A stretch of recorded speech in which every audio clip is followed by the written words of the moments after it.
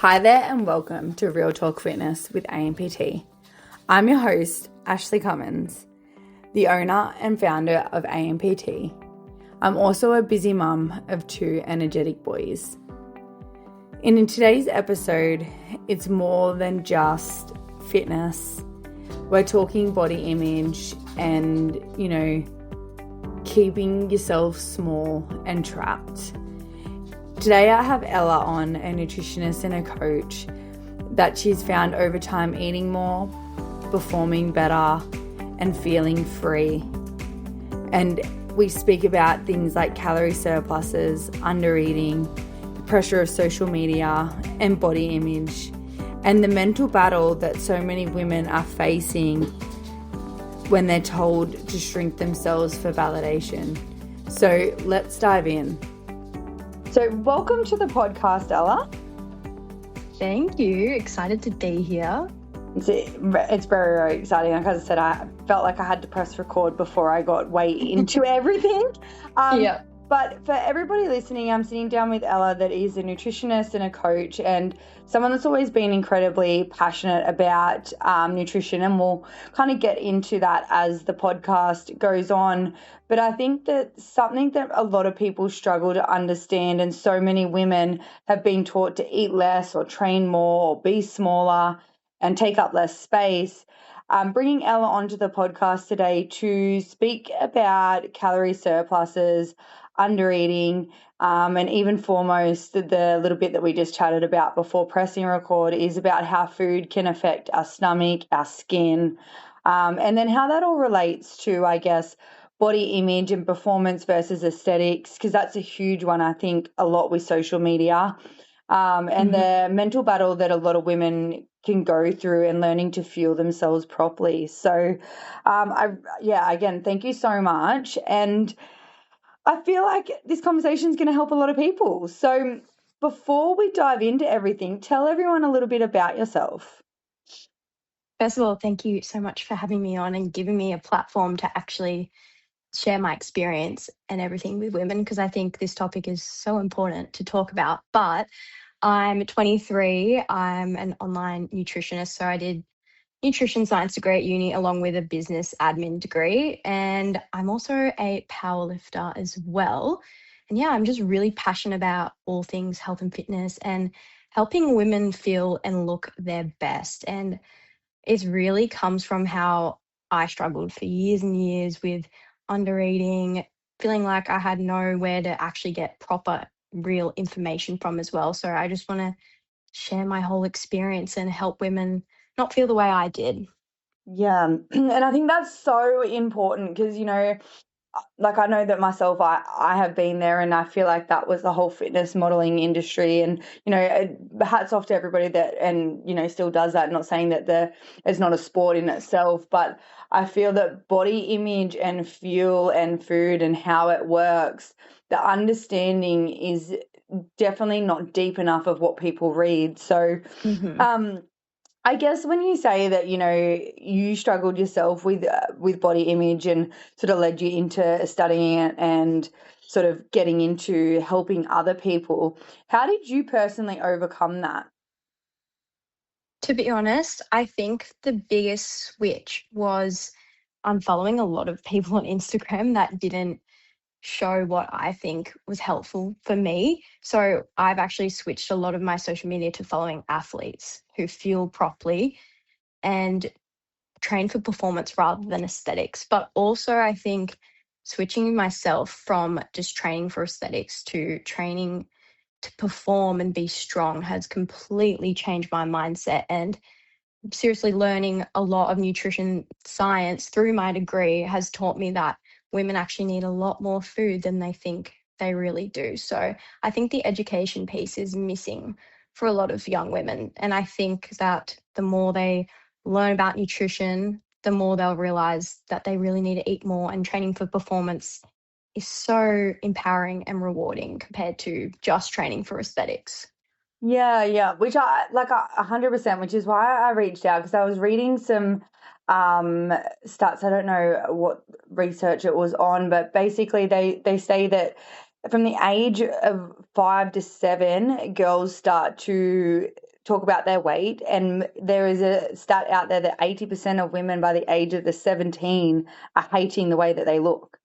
And Mm-hmm. I just think that's absolutely absurd. Yeah, it's Like, so sad. So sad. very, very sad. So, what has your own journey looked like within the fitness industry? Um, to be honest, it's recently just started because I completed my nutrition science degree in July last year. So, and then I joined MazFit, which is Emily Mazzatelli's online coaching and nutrition business, and I work as a nutritionist under her, and I've been doing that since November last year till now. So, I'm relatively new into the whole working side of the health and fitness industry, but I have been doing powerlifting for 3 years with my coach, Ishbel Graham, which I think she was on the podcast recently, Yeah, so people yeah. might know who she is. She has been such a huge part in my health and fitness journey. She really helped educate me on nutrition as well, alongside my degree, and really taught me how to push hard in the gym and just feel better doing performance goals rather than aesthetic goals. Yeah. And I guess, you sort of touched on it, and I feel like that'll lead us into like all of the science part of it, how you sort of struggled personally, because I think, we all have, and I guess those are of us that are on the other side now want to help those that I guess, are still struggling. But when you say that you struggled, I guess, with yourself and the way that you looked personally, I feel that, everybody's going to judge somebody at some point, and it's generally with their own insecurities. But how did you find that really spiraled you into underfueling and overtraining and all of those things that we're going to talk about? Like, can you talk further about your journey with that sort of self-punishment in terms of the way you felt and how you looked? Yeah, so I really think it was to do with social media because I did get on social media quite young, about year 7 of high school, and then I started following all the fitness influencers, and they were much smaller than me, and I thought I had to look like that to be the ideal beauty type. So it really spun me into the overtraining, the under eating. I would go out for dinner at a family friend's house. I'd come home and run on my treadmill for like 5 kilometers just to work off what I'd eaten at dinner, even though that's not how it works or it's not the correct way to go about it. So during COVID, I kind of went into the whole hit workouts at home, under fueling, and I felt like crap. I had no energy.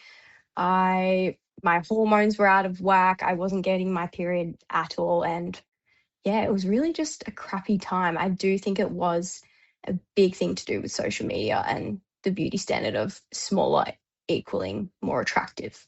Yeah, and like I feel like again, I can honestly relate because I feel like I've definitely been there as well. I guess, now seeing you on the other side and even just following your journey, and I'm very much the same. I follow so many athletes because I find it absolutely intriguing rather than just following the fitness influencers because they only post their good days, right? Mm-hmm. Um, and, I know currently you are eating in a surplus. Now, I feel like to go into this will kind of lead us into more of the scientific side of it, in a way that we can share with other women. And even if one person takes on board what we're saying today and we can help change their lives, I feel like that's a massive impact. But eating in a Mm-hmm. surplus and, obviously increasing your size, I feel like the mental battle that goes behind closed doors, nobody talks about. So, like, even though I've watched you and I've seen you and I'm like, wow, like, obviously understanding nutrition myself and understanding that it's all good food that we're eating but, seeing and feeling your personal size increase, how did that go with your mental health? Because I think these are people that, like, these are things that people don't share. Like, I'm sure you had good days and bad days. Mm-hmm. But how did you overcome that? Yeah, I absolutely struggled at first with it. And I think the main thing that helped me through it was number one, having the most supportive coach ever who's actually been through surpluses herself and has seen insane results. So I had her to look up to and her to really lean on during this time. And number two, it was through the guidance of just my own nutrition knowledge as well. I knew that if I ate in a smaller surplus, that I was going to experience more muscle gain over fat gain.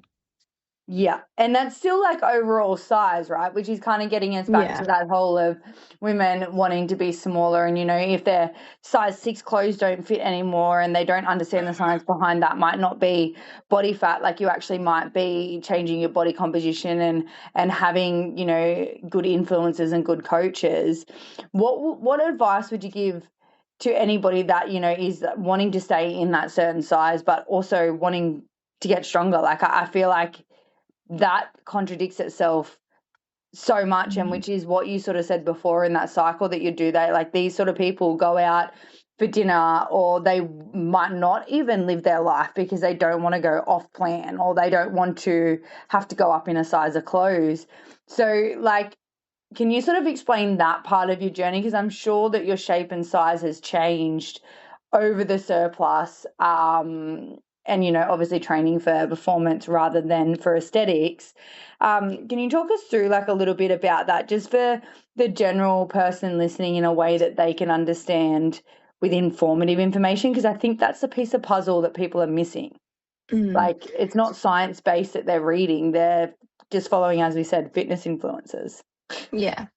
So what I did is I sat in a small calorie surplus of 100 to 200 calories per day, and it was mainly coming from increased carbs because those carbs are going to fuel us through our workouts and help build that muscle as well as protein. So that's how I did it. And I started off increasing it slowly. So I didn't go from my maintenance into a crazy 500 calorie surplus a day. I just went slowly and I gradually increased it as I went.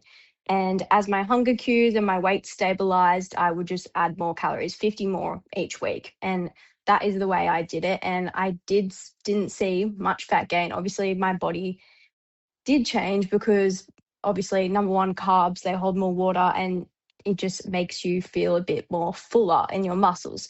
But it wasn't really any fat gain. It was mostly all muscle, to be honest, and I felt all the better for it. Yeah. And like, 100% your performance would have benefited from it. But how did you overcome? Because I feel like, again, this is where a lot of people come unstuck, is that obviously understanding that, most of it is carbs in your muscle stores and carbs hold water. The weight on the scale would have gone up, like, from, under eating and under fueling and overtraining, because all your muscles would have been depleted. That change that you made, and then that jump in the scale, how did you overcome that mentally? It was hard, to be honest. It was really, really hard. And I was really struggling at the start. And what I knew I had to do was just keep pushing through because it's the same as anything. If you want to grow in a job, if you want to progress your career, you have to do hard things. You have to work those really long days to get that end result. So it's the same with eating more food and getting muscle. You kind of know you have an end goal and you have to come back to your why every single day. Why am I doing this? Because I want to be stronger, because I want more muscle. I'm not going to stay in a deficit any longer because number one, my performance was stalling. My physique was stalling and I had no energy.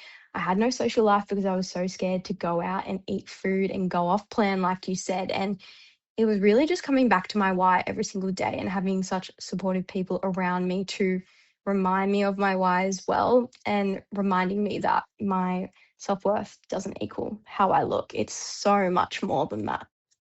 Yeah, wow. So that's so empowering. And I feel like, even if, those that are listening just take that away, is that, and it's so funny because the ladies that I've had on the podcast, it's relatively very similar principles, right? It's like learning your self-worth isn't equated to a number. It isn't Hmm. equated to the way you look. And, I guess, as I said, it kind of leads me into that whole social media and the pressure on women. Is that, do you think social media has distorted what women think, or even girls? Because, as you said, social media is so accessible at such a young age. Do you feel like it's distorted what people think healthy looks like? 100%, especially with the rise of everyone being on GPL1s and peptides and everything like that. Absolutely. Because you don't even realize your favorite fitness influencers might be on GPL1s and they might be getting these insane results. And you might be asking yourself, why am I not getting those results? And it's because like you don't see the behind the scenes, you just see what they're pushing out. So, absolutely, I think social media obviously is such a highlight reel. And I wish more people showed maybe the negative sides or what they're struggling with every single day because it will make a lot of women feel a lot less alone. And I know there is creators out there that absolutely share both sides, but I would love to see more of that because women will feel a lot less alone and feel like their self-worth isn't reliant on how they look.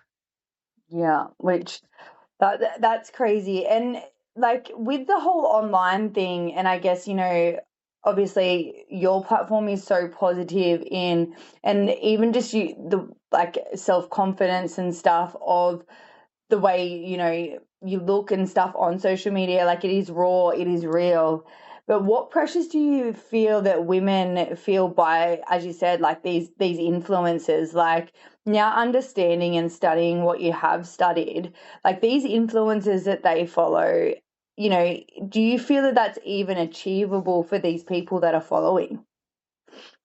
Look, yes and no. No, because these influencers, it's their whole life. Their whole life revolves around the way they look and going to the gym. And the everyday person who works a 9 to 5 and has kids or has other responsibilities, you're going to place more importance and more value on the other things in your life, not just the gym. So I don't think women should actually aim to look like their favorite fitness influencer because their life is completely different.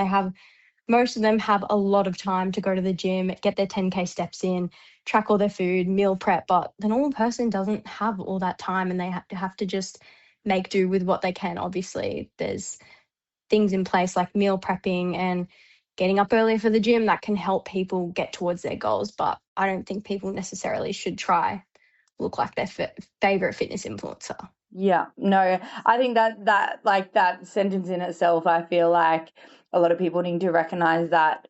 And again, the biggest takeaway I feel like from what you just said then is that the lives are different. If we do get Mm. caught up in that, and I'm sure we all have at some point, is that, and I constantly, actually crack up, I constantly remind myself is that you know, I'm not a sponsored athlete. Like I want to train like an athlete, but I was like to that level, I was like, I can't recover as hard as they can. I'm not paid to Mhm. do this.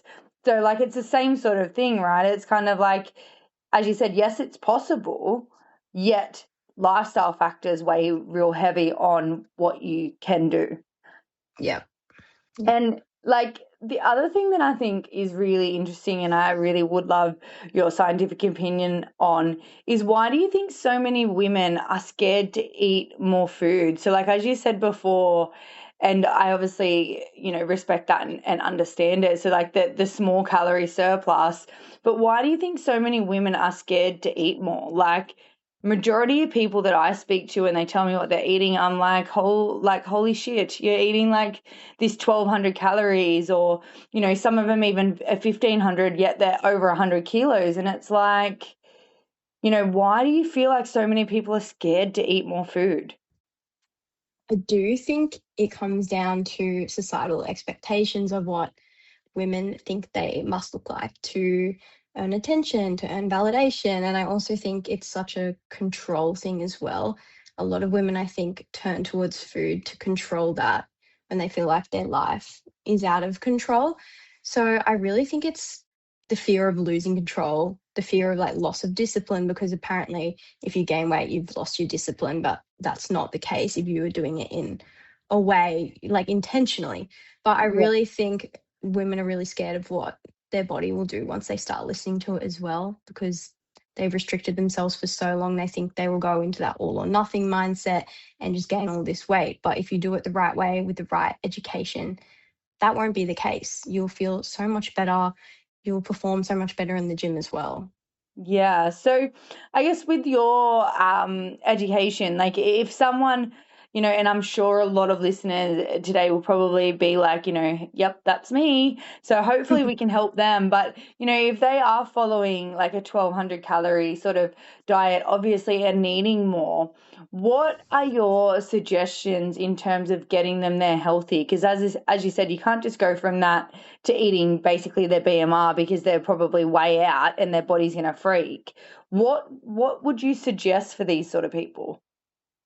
I would suggest to increase things slowly. Just start by adding some more potato to your meal, some more rice to your meal, some more chicken, just adding it slowly every single week, week by week, and your body will upregulate. The more food you consume, the more your body wants to start naturally moving more because you have more energy for it. So start slow. Every single week, add some more food in there, and you will find yourself being able to eat a lot more and feeling so much better. Yeah. And for these people that have been on such a low calorie diet for so long, and like as you said, like from, validation from all of these things, from, weighing themselves daily to try and keep the exact same weight, what happens like as their body starts to eat more? I guess explaining this sort of in a simple term for all of our listeners to understand is that as they start to add this stuff slowly, what is scientifically going to happen with their weight? Because obviously where they're at might not be a true reflection of where they actually naturally sit, right? But for the Mm. average person, they probably don't understand that or don't have the knowledge behind that. So if you wouldn't mind just sort of being able to educate them a little bit more, like if they start to do that on a 1200 calorie diet and slowly start to increase it, what's going to happen to that whole You body weight thing and what's going to happen to their metabolism? Because I think if a lot of our listeners can understand it, like what you said at the beginning and how you've learned to appreciate it, is understanding it's helped you overcome a lot of that. So for those people that are low calorie and, obviously are listening and, want to change their life, start feeling better and, being actually healthy, what's going to happen? So, yes, you will gain weight. You will notice that you might feel a bit more fluffy, but that is totally normal. It's because you're going from eating literally zero carbs to eating the healthy amount, and your body naturally wants to hold on to those with the water, everything, and the muscles as well. So, you will see your weight probably spike. It will go up, but it will stabilize and might go up incrementally more each week, but it eventually will stabilize and you will feel so much better eating all this food. You'll have more energy and yeah, you'll just be able to perform well, get more muscles well in the process. Yeah. So like when you say it will gradually stabilize, so obviously when it gradually stabilizes, that for the generic person that's listening today, that would be what you would say would be their healthy weight. Yeah. Yeah. Yeah.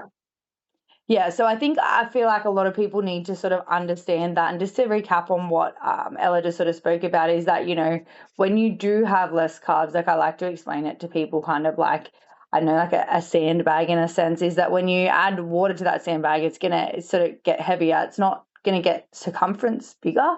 It's just going to weigh Hmm. heavier. Yeah. So, and what do you think social media doesn't show behind all these physiques? So, like, all of these influencers or all these people that are, ripped or whatever that people are following that are portraying this image of what women should look like. What do you feel that they don't show? They definitely don't show how they maybe have lots of food noise. They struggle. They're weighing out every single meal, which is totally fine, but they are really nitpicky about everything. They're struggling with the scale weight. They say go up. They're really struggling mentally. They go out to social events. They struggle because they're like, what can I consume? I have so much pressure to look a certain way on social media. And if I overconsume, I'm going to gain weight. I think it's a lot of the mental side that they don't show. And I wish they showed more of that because it is hard to stay really, really lean all year round. And it's not normal for a lot of people. Yeah, 100%. Yeah, I feel like it's so interesting to hear other people's opinions on that. And you're right, it is all of the mental battle, that constant chatter.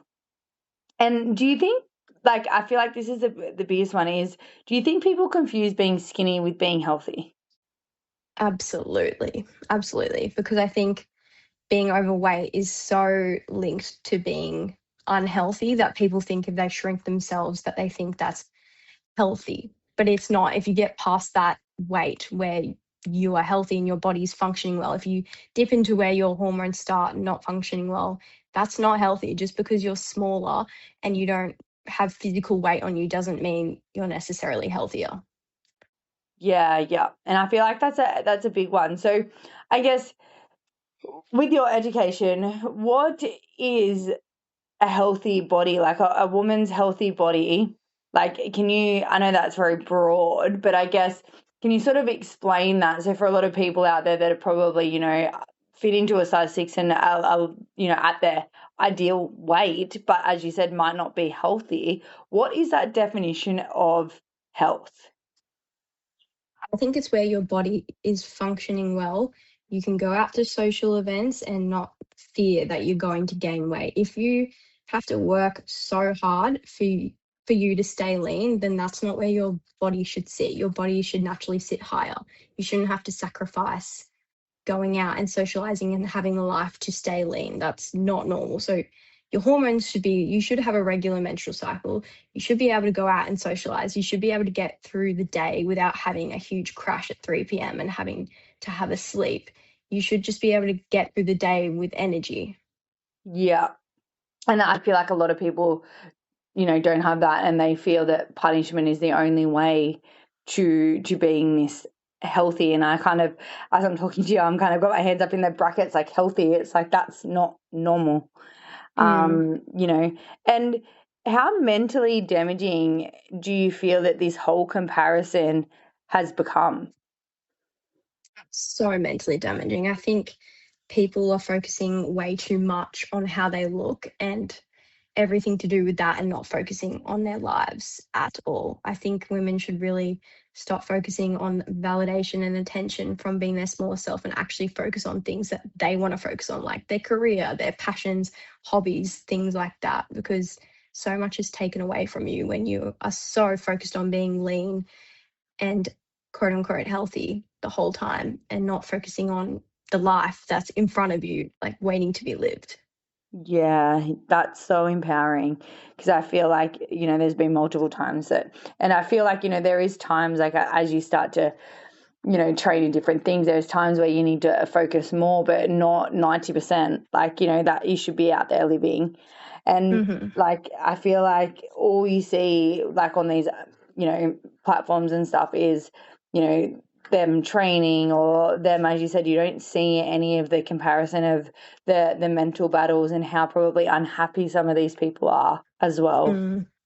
So it kind of brings me to the part that I really sort of want to unpack is that you've spoken about being in the best shape you've been while eating more food. And can you sort of explain that a little bit further? Yeah, of course. So before my surplus, I was chronically under eating. I was in and out of deficits for probably the good part of 2 to 3 years. And I just felt like crap. I couldn't get through a whole day without having a 3 p.m. nap. I was constantly riddled with food noise. I, yeah, had no energy for anything. I couldn't go out and socialize because I literally just, my brain wouldn't work to go out and talk to people. I couldn't form thoughts and sentences because I was so consumed with the thought of food and where my next meal is and what it's going to be and how I'm going to fit it into my macros and my calories. And fast forward to now, after going through the surplus, I've had so much more energy. I can get throughout the day and have no slump at all. I am performing so well in the gym. I think my bench went from like 70 by 4 to 80 by 4 at the end of my surplus, which is absolutely crazy. And my physique has changed. Obviously, I focus more on performance, but do still care about aesthetics. My physique has changed incredibly. I've gained so much muscle as well in the process. Yeah, which I think, like, I love it that you kind of added that in, is that, overcoming all of this doesn't mean that you don't care. Like, I think, Mm. for anyone listening, is that, you're still always going to care, but I guess having a bit more education with what Ella's sort of spoken about today is that, you value the health and what it's doing more, I guess, more, would you say, than what you look like, or the same? I'd say I do value my performance more than what I look like. Yes, like I might have a goal in the back of my mind to grow bigger glutes, but that's put in the back burner and I don't really care about that because I'm so focused on increasing my bench, increasing my squat, increasing my deadlift that I don't care. I kind of really stay in my own lane and focus solely on performance rather than aesthetics. Yeah. And would you say that's been like the biggest thing that's helped get you through after 2 to 3 years of, constantly being on that like a monotonous treadmill of like, I want to look like this and I want to be smaller and feeling like shit and not enjoying yourself, and the cycle continues. Do you feel that the focus on your performance was the one thing that really helped you get through that? Definitely. I do feel like without powerlifting, I actually don't know where I'd be because this has become such a big part of my life, focusing solely on my performance. So I think it really helped me switch from the mindset like of fearing food to food is fuel. Yeah. Yeah. And I guess the part that I feel like super interesting is that when you did go into a surplus, you spoke about food noise. And I think this is where these GPL-1 have really sort of spiked the market, because they're really coming at people going, they're going to get rid of the food noise. And when you went into a surplus, did the food noise disappear? Yeah, pretty much. Like a month in, I had no food noise. I was like, I didn't even think about food throughout the day. Obviously, I had to keep in mind that I had to eat more food, but it wasn't like, oh my God, when's my next meal? I'm so hungry. Like, what am I going to fit into my macros? It was just like, yeah, I've got my next meal coming up. Cool. Like, I wasn't so focused on it. I could focus more on my work, more on my social connections, just everything. Wow. See, that's so empowering. And I feel like, again, to anyone that's listening to today, is that that's freedom, that's happiness. Like, not to be Hmm. obsessed about, oh, I've got a coffee date coming up. I'm going to have a long black instead of a cappuccino because I got Mm. no calories. Like, so that sort of side of things kind of disappeared after a month. So even though you're in a small surplus for that month, it was still sort of there. Yeah, I think because I did increase quite slowly, and I think it's honestly just a habit as well to have that food noise. Like you've had it there for so long, it's gonna be like anything, it's hard to break. But once I started to eat more, it kind of drifted away and went to the back of my mind. And what you said about it being freedom, it truly was the most free I've ever felt is not thinking about food. I had so much more energy and life to me. Even people commented saying that I just seemed happier because I was. Yeah, wow. And I feel like that's taken for granted, because I guess these, everything that we've spoken about in today's episode is all about that pressure that nobody else is placing it on us but ourselves to, fulfill this look, to hopefully, like, and you spoke about it before, to hopefully get the validation from other people that you're healthy, yet you're so unhappy and Hmm. so unfree. And I guess, something I feel like a lot of people would benefit from, sort of hearing too, like when you started to go into that surplus, obviously eating nutritious food, and when you said there's sort of food noise, it's kind of like a habit. Do you still, in terms of now eating for fuel, do you still have those moments where you're like, oh, I really want a bar of chocolate? Or because I feel like a lot of women that are listening, that's that mentality that they get into, oh, no, I can't have it. And then they'll binge on it. Or like, again, a Mm. lot of that's because they're under eating. But also a lot of that is their food noise, because they're obsessing over all these things that they somewhat quoted can't have. So, Mm. like, how would you explain? Do you have any of that sort of cravings and stuff now that you're fueling correctly? To be honest, no, because number one, I am feeling correctly, so I don't feel the need to stuff my face with something sweet. I also allow myself to have chocolate every day. I have a paddle pop every night for dessert, or I'll have Mm. like 2 squares of chocolate. I'll allow those things in my diet because just because it's a processed food doesn't mean it doesn't have a place in the diet too. It's really about balance at the end of the day. You can have those yummy foods and still eat mostly whole foods throughout the day. Yeah, and still like, stay somewhat on track with Yeah. whatever your performance goals are. Yeah. Yeah, so I think that's really important too for anybody listening is that, I actually put up a post the other day on my business page and people were really dumbfounded when I was like, yes, you can actually have dessert each day. And I did post things like your paddle pops, your West spas. There was a whole Mm, list of things and people were like, what do you mean? And I was like, just because it's, somewhat labelized somewhere, shape and form that it's a taboo, it's not. mm. No, It's not at only all. taboo when you eat a whole box. Like, let's be Yeah, real. exactly. Yeah.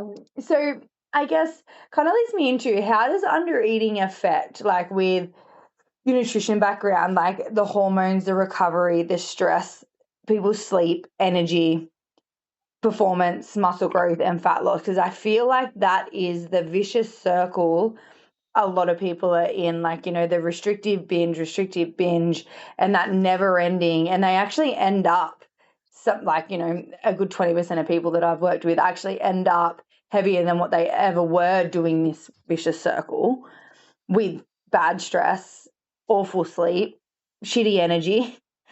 Hmm. So, how does under eating affect all of these things? Number one, your hormones, huge. Your estrogen drops. It contributes to like reduction in bone density. It suppresses bone breakdown and like the way it supports bone formation. So a lot of women are actually noticing they're developing osteopenia. So it really impacts the hormones and recovery. You need food to recover, right? Like a lot of people in a deficit, they just lose all their muscle because it's seen as non-essential. So all your energy will go to your vital organs to function. So you'll actually end up having way less muscle, more fat, and you won't look the way you want to look. You need all that food to look the way you want to look. Muscle uses a lot of energy to create. I think 1 kilo of muscle is made up of about 1,200 calories, but costs 5 times to create. So you need way more than you actually think. And your body just also down regulates, as I said.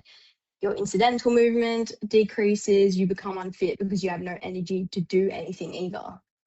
Yeah, wow. And stress. Like, I think this is like a lot of Mm, people, a lot of like general public or general people even that are listening to today's episode just kind of look at, stresses or like my workload's really big and they don't really look internally. So, this under eating, what's it actually doing internally to the body? Like, obviously, you and I understand that a little bit more, but how would you explain that to the average person listening today? well, your cortisol will go up because you're constantly in a state of stress. Your body is heightened because it's trying to hold on to as much as it can without completely depleting itself. So cortisol plays a huge role in that as well. Yeah, and how does like higher cortisol over time, like how does it impact their overall health? It just affects your recovery. So all your energy will be going to the high stress levels and not to the body and fueling itself properly. Yeah, okay. So then this does this then affect people's sleep? Yeah. So when I was chronically underfueling, I was waking up throughout the night, like starving, and just my brain won't ever rest because of my cortisol levels were quite high. And as soon as I started fueling myself properly, I could sleep throughout the night. I wasn't stressed about when my next meal was and waking up thinking about that. Yeah, yeah, which is massive, right? Which leads you to kind of like the second thing we spoke about is recovery. So like without sleep, you're not recovering. Like, so just kind of adds to the stress and off we go again. That yeah, it's so crazy. And you kind of already covered my other question is like why under eating actually makes your body composition worse. You kind of spoke about that when you said about like recovery and how our body doesn't see our muscles when we're under eating that much as a vital vital part of our body. It's like needs to keep your heart and your brain and everything else, and your body will just eat away at the muscle to try and fuel itself. So, I guess, how do you help clients move past this whole fear of gaining weight? because I feel like this is probably crucial to everybody listening, is because they're probably going, yep, okay, now I understand it, yet they'll stay in that cycle because they just don't know how to get over that fear of gaining weight. So how I help them is through reassurance and education. So first of all, telling them that nothing bad is going to happen from your weight going up. It's just a shock that you're seeing the scale go up when you've been trained to want to see it go down your whole life. So that's the first thing, is reassurance, making sure I'm in constant communication with them to make sure they are feeling okay mentally. And the second part, as I said, education, just reassuring them that sitting in the smallest calorie surplus isn't going to make them gain weight if they are fueling the correct way, training really hard as well. All of that extra energy is going to be used to form those muscles and recover the body. Yeah, so like realistically, the smallest deficit, they will start to feel better before they'll even notice a huge increase on the scale. Yeah. And that's, yeah, I think that's so important for people to take away with this whole journey, is that like until you've been there and felt it, it's kind of like, like even listening to your story, is that it's, obviously being on the other side now, it's kind of like at first you're probably in the same boat as a lot of people listening, going, okay, well, I'm scared, like I'm worried, but yet now feeling the difference and the freedom that you've got now, it's like, okay, it makes all of that worth it. But I guess, for everyone listening, with what Ella just said, is that the weight going up isn't the end of the world. So I feel like, Absolutely. yeah, I feel like that is super important. And I guess when, like you've spoken about it a couple of times, when you say like a little surplus, like when people kind of go, oh, I'll just listen to my body. And I've seen so many memes about it lately, and like obviously understanding, I kind of laugh at them, but they're portraying a bad thing, that like if I listen to my body, I'll eat the whole packet of chocolate, or whatever it is. That's why I don't listen to my body. So when you say that eat in a small surplus and get their body obviously healthier, hormonally stressed, get their sleep better and stuff, um, that's still following a somewhat plan, correct? Because I think a lot of people can take this and go, okay, well, I'm just going to eat intuitionally. And if they have been starving long periods of time, that's when they're going to end up overeating because their body's like, I'm starving. So, like with these sort of surpluses, they're still sort of following, for everyone listening, they're still sort of following a plan, correct? Correct. Yeah, I was still tracking during this time because it's so easy to fall into a larger surplus so easily. You can easily eat over. So I was tracking this whole thing out and making sure that I increased the calories from complex carbs as well as simple ones for my training as well. Yeah. And I think that's the education that's missing, right? People go, I'll just increase it, and they'll, add like 50 calories, for anybody listening, is really not much at all. It's not even the small apple. Like a small apple is like 80. So like I think, I guess when you explain it like that, I feel like, still tracking and still doing all of those things, you didn't just go from one extreme to the next. So how important do you believe protein is, like when it comes to nutrition? Like what role, to explain to anybody listening, does protein play? The building blocks for the muscles. So making sure your protein is high will increase the amount of muscle that you do put on. Yeah, because I feel like there's so many things. What's your opinion on, and like in terms of food labeling, that part of the industry is so unregulated, I believe, in terms of this is high protein and this isn't. So for everybody listening, how would you explain, like, to overcome the marketing in terms of saying high protein on certain foods? Like, what do you classify as a high protein food? What I classify as a high protein food is those ones that actually are protein at its core, like chicken, beef, cottage cheese, fish. It's mainly all the whole foods. I don't like going for protein bars and all that because they're packed with so many other things that aren't good for you. It's so much better and it's better digested when you get protein from whole food sources. Yeah. And I think that's another thing, like a lot of people sort of don't realize either, like this is high protein. Just because it says it doesn't necessarily mean it is. Mm.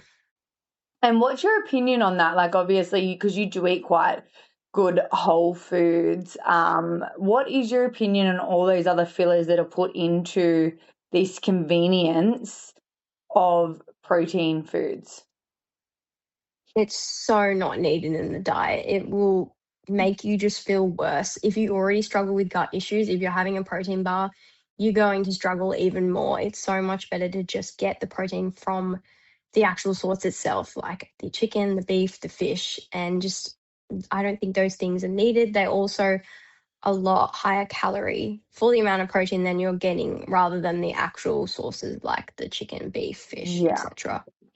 And you did mention before how food in your journey has really helped you with your stomach issues. So I feel like so many people, out there do struggle, and they don't generally look to their food. They go, oh, it's because I'm stressed, or they might go, oh, because I'm having too much coffee or whatever. But how did you overcome all of those stomach issues with food? Like, how did you realize it was food that was the thing that was going to help you? To be honest, I was super, super young. So my mum was like, it could be your diet because I was eating a lot of, you know, how in school, when you're young in primary school, you're getting a lot of processed food packet. You're getting the Oreos, you're getting chips, you're getting everything in your lunchbox. So we thought maybe let's pull back on the sugar. My mum thought it could be the sugar that was hurting my skin, and I did cut out gluten as well, which did solve a lot of my stomach issues, but obviously that's not for everyone because not everyone struggles with gluten issues. But I did find reducing the amount of sugar and salt in my diet did drastically clear up my skin and my gut issues. Yeah, wow. So, like, for anyone else experiencing gut issues, where do you think that they start with their diet? Just sort of, would you recommend just starting with cutting out some processed foods and replacing it with whole foods and see, like, because I feel like so many people out there struggle with gut issues, which then results to fatigue and mood and irritability and all of those sorts of things. So, where would you suggest that they start? What you said, I'd start with cutting out the processed foods first and just replacing them with more whole foods. And if you're still struggling, then it could be a dairy, it could be a gluten thing, but I really would recommend to just cut out the processed food first, see how that goes for And one then to two see that. months. Yeah. Yeah. And what's your opinion with all your studies on sweeteners? Because I feel like that's a huge thing, sort of getting to the end of our podcast that a lot of people would benefit from with your knowledge is like, what's your opinion on sweeteners? Because there's so many things out there that, they're bad, they're okay. But what's your opinion? I think they are okay in moderation. So things like Coke no sugars and things like that, I think they are okay as long as they don't really upset your stomach. And there is ones like the natural sweeteners like stevia, monk fruit that are a lot better for your gut health. So I don't necessarily think they are inherently bad unless you are over consuming on them and having really bad stomach issues, but also they do kind of contribute to feeding that sweet tooth that you have. So I wouldn't fill my day with heaps of sweeteners because it just will lead you to want more, but it doesn't actually lead to like weight gain and all those things. Yeah, wow. See that I feel like that's such an untalked subject about how like having the sweeteners can lead to wanting more of that sort of thing. So like at what point do you say that, it's too much, and at what point do you say that, if, for example, like I know that I have stevia in my cups of tea or whatever, but other than that, like I don't have sugar-free soft drink or whatever else, because I did do exactly what you just said before. It's like I'd have one Mm. and then I'd want another one, and then I was like, I can't do that because my gut was woeful. But for everybody that's, out there going, oh, I'm just going to cut them out completely because they don't know how to implement them, what's your advice? Because, as you said, if it can lead to them wanting more, are they better to get rid of it? I wouldn't necessarily get rid of it because then you probably go to the sugar version of it, which if you are watching your weight and you do struggle with overeating, then that could contribute to more weight gain. So I would try limit it to once a day, once every 2 days, maybe a Coke Zero every day, or some sugar-free maple syrup once every couple days. But I wouldn't be having more than once a day. Yeah. Yeah. And I think that's a really good piece of advice for anybody listening to know where to start. It's like, all these sugar-free products that we have, they have their place, but if you're gonna have it once a day. So like whether it be, as you said, sugar-free maple syrup once a day, or like whether you have something else that's sugar-free, but it's, limited, not in every meal. Mhm. And like I feel like, you know, I don't know how to word this, so I'm just gonna like sort of say it because my ADHD, it's like in my brain it makes sense.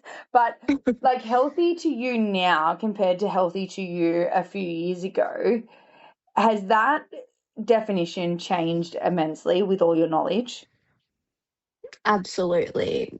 I think a few years ago, I'd tie it all to how I look, and now I tie it all to how I feel. So if I'm got energy to get through the day, I've got energy to socialize with my friends, to spend time with my partner, and my body's functioning well. I have a regular menstrual cycle. I'm feeling really well for the gym. I'm feeling good in the gym. Then that's what I see as healthy now. Yeah. And for anybody listening that, is still struggling with tying like health to, I guess, the way that they look or the number on the scale, what's your advice in overcoming that? It's really just about pushing through. I know it's extremely hard, but you got to come back to your why and think, why are you doing this? Like, you don't want to live in a state of no energy, no social life, food noise all the time. That's not how you want to live. And you want to feel free at the end of the day. So, even if the scale goes up and you feel more free, I think that's a way better cost than how you were feeling before. Yeah. Yeah, I feel like that is such good advice. And well, I guess at what point, like, because I feel like everybody could probably have so many takeaways from today's episode and understand it, yet still sort of, stay stuck for a little bit. And I think, that constant battle of trying to be their smaller self and, trying to be the healthier self.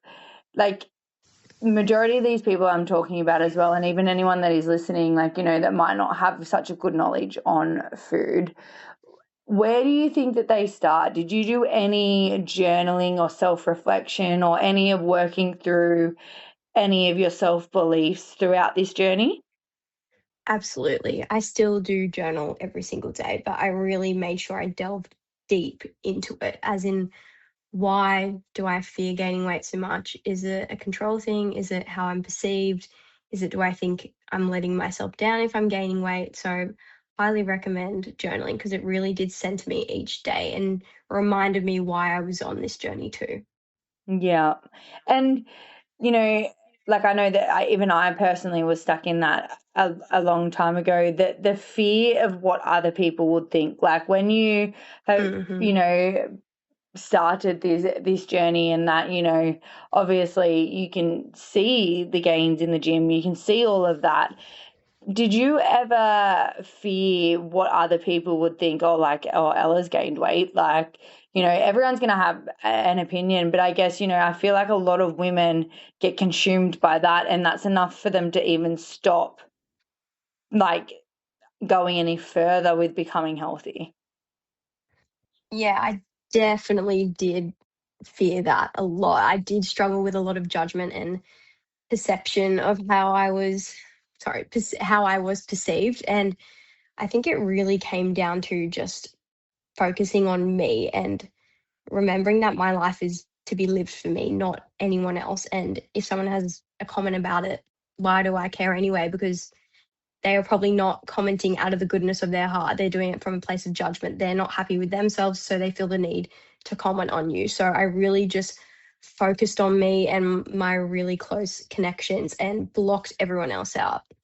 Yeah, and I feel like that's such strong piece of advice. Like if anyone took anything away, I feel like there's so many little golden nuggets, but I feel like that's the biggest one from today's episode is that, you know, that fear of judgment doesn't come from a good place. It generally, as you nailed it, it generally comes from a place of lack of them. And why do you care? Like, I think Mm-hmm. that is so powerful. Like, even just leaving the listeners with that is that why do you care? Like, Mm. and I feel like this whole social media and women under eating and all of that just circles back to what you kind of said at the beginning is that, we're made to feel that we should be small and not take up space and not be healthy, which is absolutely absurd. So Mm-hmm. it kind of leads me to, is there any other advice you'd give women that are struggling with their body image right now? I really would say just take the plunge. You know what you need to do. You know that eating more food is going to make you feel better, and gaining weight doesn't necessarily equal bad. It's not the stigma, the bad. It's not how bad that social media portrays it. It's really needed to grow, and this will branch over to every single avenue in your life, not just your physique or your performance. You'll be able to socialize better, you'll have more energy, and you will feel so free. I can't talk about enough how free and the best thing eating more food ever was for me to do. It's just made me feel like a whole new person. I think before, I am an introvert at heart, but I was very, very introverted before. I actually couldn't socialize, and now I feel like I'm really coming out of my shell because I'm not so focused on the small things about myself, like maybe my hip dips, the way my stomach looks. I just leave the house feeling good and not focusing on that. Yeah, that's so empowering because like, I feel like 90% of the women that I see day in, day out, like, trying to perceive body confidence, like, just in itself is that they're always quick to point out, I'm not going to wear a singlet. I don't want people to look at me. And it's like, why do you care? But Mm, like that is such good advice is that, just start. Like even if it is starting writing down your food and gaining the knowledge for the right reasons, wanting to be healthier. Um, I absolutely, yeah, I'm so grateful to have you come onto the podcast and share this. And I can't wait to, I guess, share this with so many women because I feel like the mental side of body changes, why people undereat, and what eating in a surplus actually looks like. Because, as you explained it, is that you didn't go from under eating to 1,600 calories a day. It wasn't just one to the other. Like it's a process in itself. mm. Um, but like, is there anything else that you would like to share with our listeners before we wrap up today's episode? I really, really believe in getting a coach. I think it was the best thing I ever did for myself was getting a coach who understood both nutrition, performance, everything gym related. I think that really kickstarted my journey, and I don't know where I'd be without the multiple coaches I've had in my journey. I'd probably still be stuck where I was with no one to push me forward, with no one to give me any knowledge. So if it's one thing you can take away from this is get a coach who actually believes in not living in a deficit throughout the year and who believes in sitting at maintenance and slightly above to get the results that you want and to set you free. That, yeah, I think that's amazing. I feel like everybody needs somebody, right? Like you can have all Mm, the education in the world, but you definitely need your people. It's so absolutely. important. Well, thank you so much for coming on today's podcast, Ella, and I can't wait to share this with everybody. Thank you for having me. I really hope this lands on people and helps anyone. And that's a wrap of today's episode. How absolutely amazing is it to hear how much more free Ella is just by fueling her body? And it's crazy to think that generations to come, there's still people out there that think smaller is healthier. So if there's any takeaways that you can take away from today's episode, is that being smaller doesn't necessarily mean that you're healthier. And that, slowly increasing to a surplus to where your body needs to be doesn't mean that you don't count. It doesn't mean any of that. It means that, you slowly increase it to not shock your body. And the number on the scale going up isn't the end of the world if it's done correctly. And that you'll find that you'll sleep better, you'll be happier, and you'll be freer. And to stay in your own lane is that the fear of being judged or not accepted by your size is keeping you stuck. It's keeping you unhappy and not living your life, and also not performing. And that is scary. So if there's any takeaways, they are the huge takeaways from today's episode. I hope you enjoyed it. And if this has really hit home, please share it with somebody that might benefit from hearing this story. Because if we can change one person's life, we can change many. And until next time, keep it real.